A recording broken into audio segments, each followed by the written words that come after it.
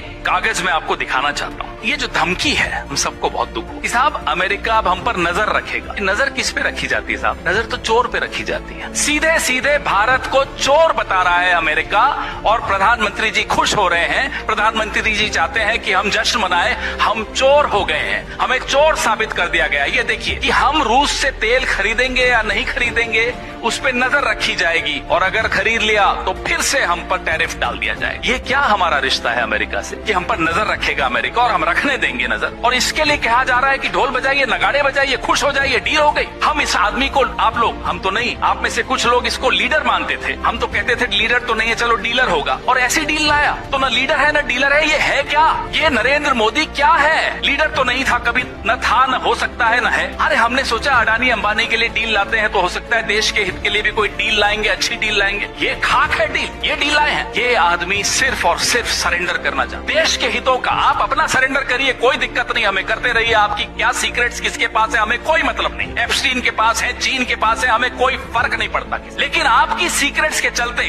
अगर देश के किसानों को नुकसान होता है, देश के आत्मसम्मान को नुकसान होता है, तो जी हाँ, हमें दिक्कत है और हम आवाज उठाएंगे। आप दबा दीजिए राहुल गांधी की आवाज लोकसभा में, हम बाहर उठाएंगे, उठाते रहेंगे। आप कॉम्प्रोमाइज शब्द बड़ा महत्वपूर्ण है जो राहुल जी ने इस्तेमाल किया पार्लियामेंट। जब एक बार एक व्यक्ति कॉम्प्रोमाइज हो जाता है, फिर वो झुकता चला जाता है, बिछता चला जाता है, सब कुछ लुटाने को तैयार हो जाता है। वही आज नरेंद्र मोदी की हालत है, वही आज इस देश के प्रधानमंत्री की हालत है। क्या ऐसा प्रधानमंत्री देश के लिए हितकारी हो सकता है? एक मिनट के लिए भी हितकारी नहीं हो सकता, क्योंकि वो कॉम्प्रोमाइज है, वो झुक गया है, बिछ गया है, न्यौछावर हो गया। ये डील से मालूम पड़ता है। ऑपरेशन सिंदूर के वक्त, सीज फायर के वक्त संशय था, शक था, लेकिन अब वो शक जो है बिल्कुल यकीन में बदल जाता है। ये है, हमें चोर साबित किया जा रहा है और हम खुश हो रहे हैं। पीयूष गोयल जी मुस्कुरा रहे थे, मुस्कुराहट उसकी जा ही नहीं रही थी। ये क्या हाल है इस देश का? कैसे बना दिया इस देश को? यहां तक कैसे आए हम?